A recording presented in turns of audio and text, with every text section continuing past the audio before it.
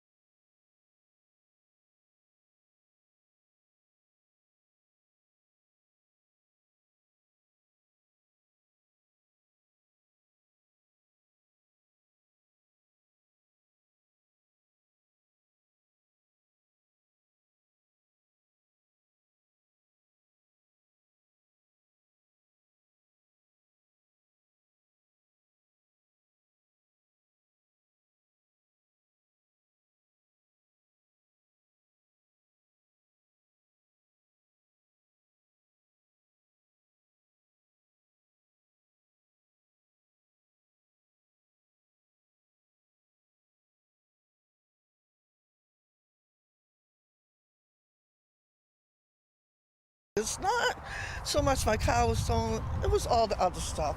First, her car was stolen, but that was just the beginning of her headache. Hear the ordeal a Baltimore County woman is going through right now to get her car back after it was stolen. And Fox 45 News is following Your Tax Dollars, the nonprofit group accused of misplacing thousands of dollars in money meant to clean up Baltimore. Live from WBFF in Baltimore, this is Fox 45 News at 6.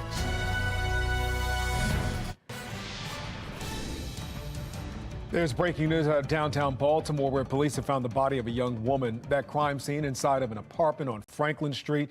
It's not far from the Walter Zart Museum. Police say they were called around noon. They found the body of a 26-year-old woman. We're told there were signs of blunt force trauma. Her identity has not been released. Her family is being notified. The crime and violence continues in Baltimore and around the state. This weekend in Baltimore, 4 people were killed in 5 separate shootings. The youngest victim, a 21-year-old, shot and killed Saturday near Mount Vernon. In Annapolis, a woman is recovering after she was hit by a bullet gunfire on last night. That woman works for the Annapolis Department of Transportation. We're told she came home with groceries and she was struck by gunfire steps away from her home.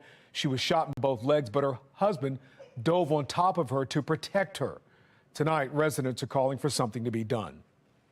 I mean, it's an impact. It does have an emotional tear. I mean, it phases you. You hear it so much. I mean, it's bad you can't be outside, have your kids out here without knowing what's gonna happen. You mean it's pathetic. It's treated as just another thing that happens, and it's unfair to every single person that lives in this community. Tragedy strikes Morgan State University after a former basketball player was shot and killed over the weekend. 31-year-old Blake Bozeman played basketball at Morgan State. Last Saturday night, he was shot and killed in a club in D.C. after shots broke out at that club. Now, we're hearing from a childhood friend about the loss. Blake was always a very authentic and genuine guy, you know, stand-up guy. His family, his wife, his kids, you know, having to lose a loved one like that is tragic, and my heart goes out to them because that's not what you want to wake up to. Well, 3 other people were hurt. The suspect in the shooting has not been arrested. Mary? Kai, thank you. Well, continuing coverage on the youth crime crisis now with a string of juvenile crime across Anne Arundel County. Police say 15 young people committed a number of crimes throughout the county, including carjackings, car thefts, and a robbery at gunpoint. 6 of those teenagers were arrested at one time outside of a Glen Burnie Chuck E. Cheese after police say they hit another car in a stolen vehicle and robbed a sporting goods store. Now, Maryland continues to deal with a wave of car thefts and carjackings, and tonight we're hearing from a Baltimore County woman on the struggles after her car was stolen. They shouldn't make me a victim 2 and 3 times. I was a victim once with my car being stolen. I was a victim with the insurance company, and I was a victim with the city of Baltimore. Fox 45's Amy Simpson shares the ordeal of one of the thousands of drivers who've become auto theft victims in recent months. 6 weeks later, a few shards of glass remain in the parking spot outside her home. And my car was gone. Cindy Garofalo says she's among the thousands of drivers throughout the Baltimore region whose cars have been snatched in recent months. Oh, it was 4 o'clock in the afternoon, broad daylight. This Baltimore County woman asked us not to show her face, but her car being taken by thieves was only the beginning of the headaches. It's not so much my car was stolen, it was all the other stuff. On top of dealing with insurance, first time I've ever filed a claim and I got nothing but grief from them. Garofalo said her car was recovered the very next day, August 12th, in Baltimore City, but described the weeks it allegedly took for that car to be released. I mean, there's no reason why your car should be held hostage for 30 days in the impound zone.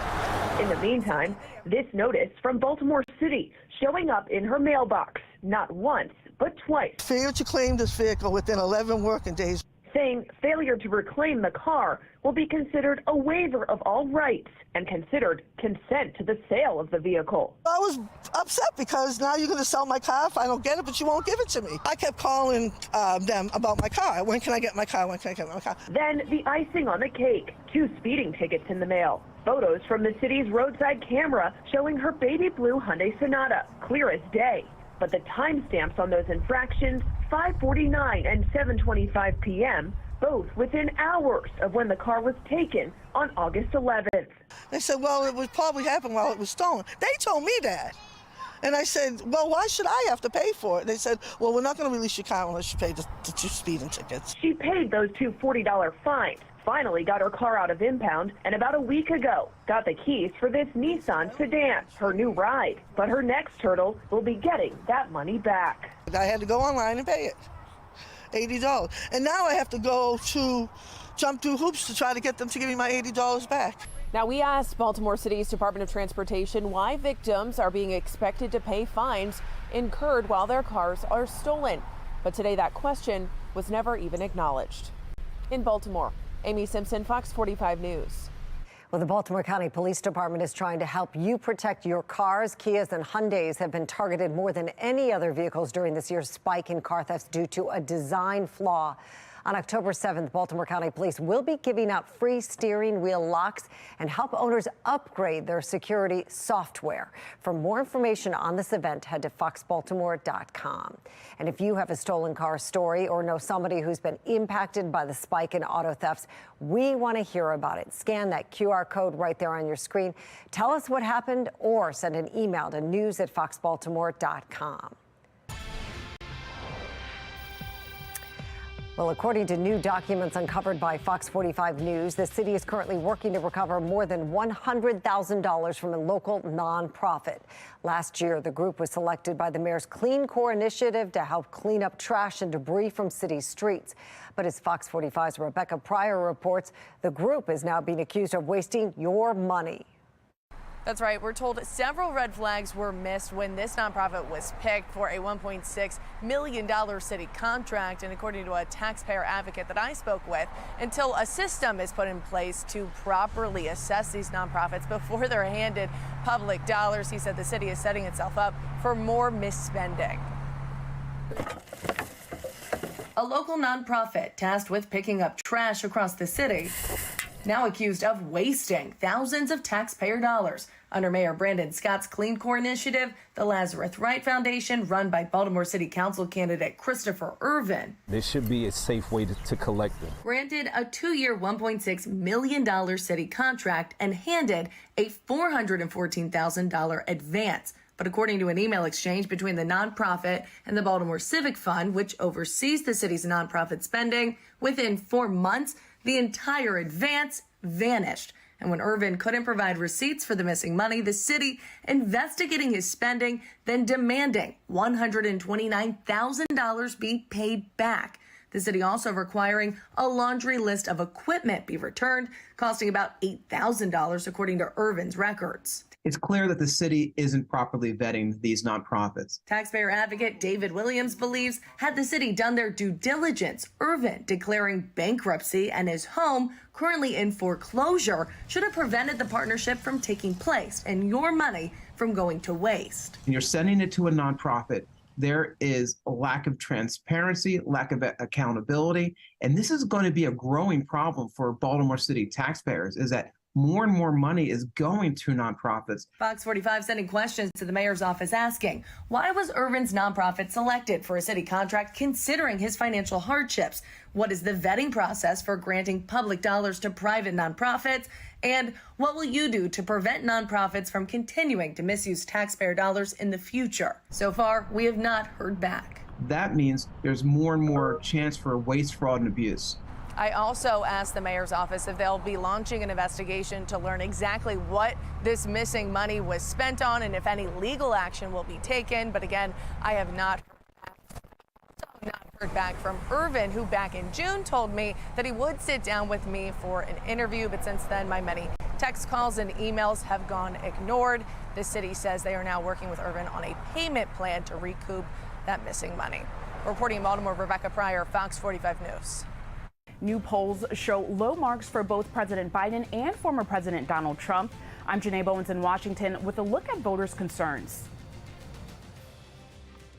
And the O's are back in town tomorrow evening. It's a battle of the Beltways against the Nats. Temperature at 61 with a few sprinkles at first pitch at 6:35. And it looks like clouds and maybe a spritz all the way through the game. Shouldn't impact play, though. Big O's win is what I forecast tomorrow. I'll let you know when I forecast some sun finally, though. That's in my Weather Authority forecast. If the results show positive, it's going to be a great benefit for our veterans. Using cannabis to treat chronic pain among veterans, the study underway, and why some say the move is controversial.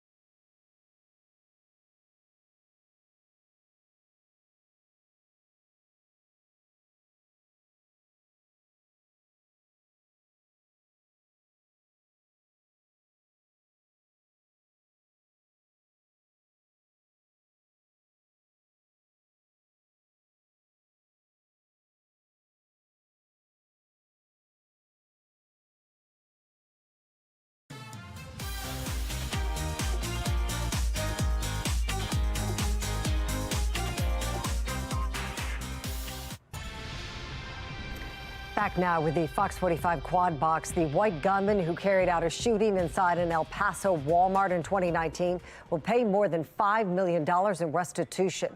23 people were killed. The 25-year-old is accused of targeting Hispanic and Mexican immigrants. New Jersey Senator Bob Menendez says he won't resign. He's charged with bribery, accused of using his office to help foreign business dealings in exchange for money, luxury cars, and bars of gold. The U.S. government could shut down on Saturday unless House Republicans come together with a plan. Most House Republicans want to pass a short-term spending bill, but a handful of hardliners want to slash funding and vote on a series of individual spending bills. We continue to monitor two strikes unfolding right now across the country. First, after nearly 5 months of striking, the Writers Guild and Hollywood studios have reached a deal. The terms have not yet been made public. Union members will still need to approve the deal. President Biden will head to Michigan next week to join the UAW picket line. It'll come as the union expands its strike at 38 more facilities belonging to GM and Stellantis. Ford was spared from further stoppages because it has met some of the union's demands.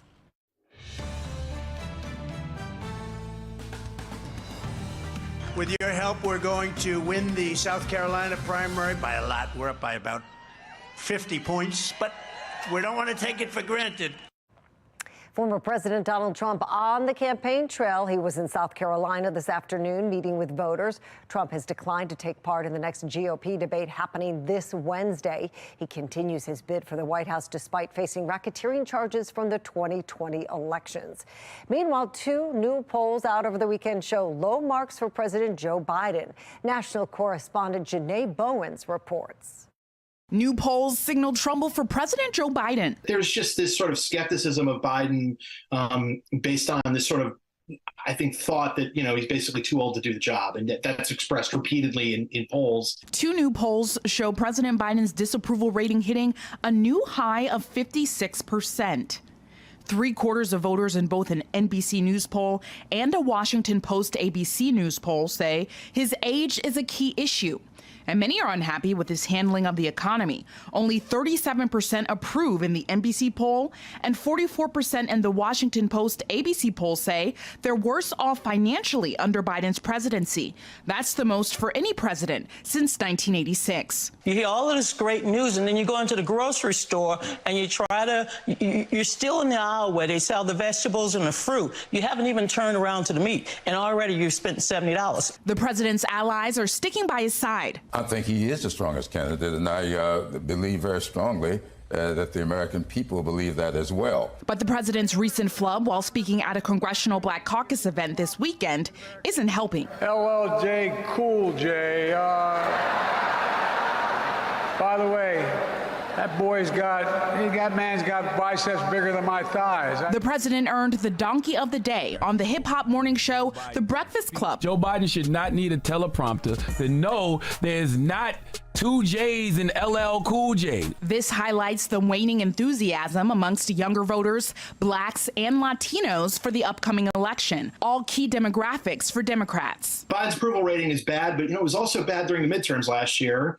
And that was an election where the Democrats, did okay.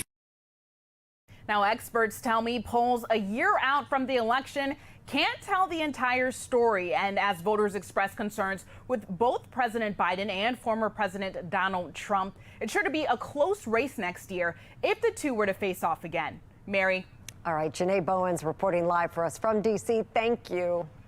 Well, the race for the mayor of Baltimore is heating up. Fox 45 asked the top candidates, Mayor Brandon Scott and former Mayor Sheila Dixon, to participate in a series of bi-weekly town halls. So far, we haven't heard back from either Dixon or Scott. We'll keep you updated on their responses.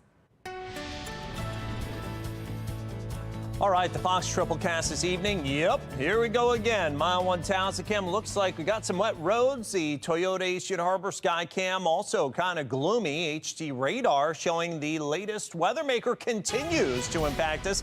Don't see a whole lot here, but yep, some of those spots are green. Dayton all the way back to Columbia. That right there is some of the leftover moisture of Ophelia. Now, I put on the national radar. We get into range of what's going on here in New England, New York. Yep, that's the leftovers of Ophelia there.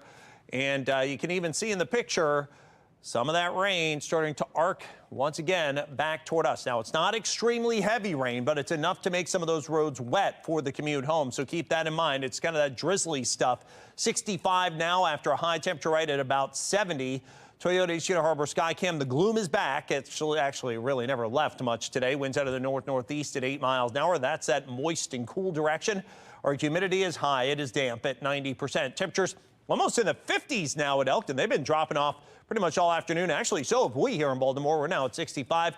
Even Frederick, you are at 70, now at 66. We are dreary. Continues as the leftovers of Ophelia kind of sit here off the coast of New England and kind of back in over the next 24 to 36 hours. So we're not totally done with it, although Ophelia is really a shadow of its former self. Still some drizzle, light rain all the way through tomorrow. Now in the tropics, got Philippe. Yes, still just a couple of weeks removed now from the peak of hurricane season. So there's a couple things out there. Philippe, the good news is it stays a tropical storm and it probably remains kind of out in the open Atlantic. Then there's also an 80% chance of tropical development that's over the central Atlantic off the coast of West Africa. That could become our next tropical depression. So something to watch there. Overnight tonight, there are some of those sprinkles and a little bit of light drizzle kind of spiraling in from the north and east. Goes into tomorrow as well. O's game tomorrow afternoon. Hopefully the drizzle kind of cuts off a little bit, but still going to be kind of damp and cool. Then even into Wednesday, it looks like some in and out sun tries to come back, but not a fully sunny day, and temperatures below average. 57 light drizzle for tonight, more drizzle light rain for tomorrow. Could taper a little bit during the afternoon with a high only 63, should be near 70, actually 75 to 80 still this time of year, but we will warm up. I'm going to let you know when in my exclusive 10-day forecast coming up. Weather Window, presented by the National Weather Desk. Baseball-sized hail fell in the Austin, Texas area Sunday night. The stones were so big they shattered car windshields and damaged homes. The first atmospheric river storm of the cold seasons is bringing heavy rain to the Pacific Northwest, and the northern lights were on display in several places last night, including here in northern Indiana. Want to see your weather photos and videos on TV? Click Chime In on this station's website to share. Treating chronic pain with cannabis. Next, why the Department of Veterans Affairs is moving along with a controversial policy.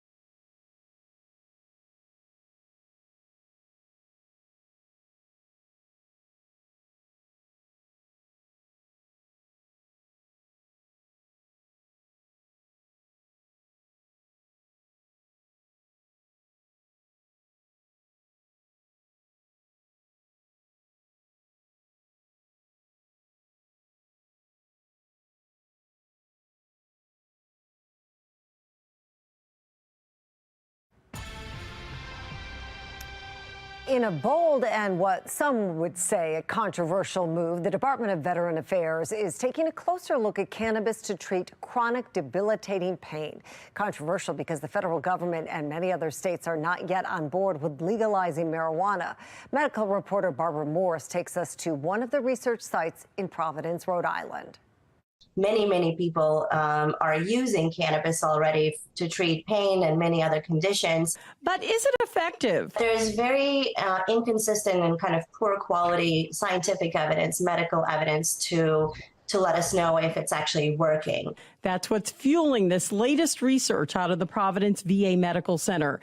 It's one of 5 VAs now enrolling veterans who have debilitating pain as a result of diabetes. This is a very controlled study. It was congressionally mandated, albeit controversial, but I think it's going to, if the results show positive, it's going to be a great benefit for our veterans. Effective treatments are sorely needed for this particular type of pain.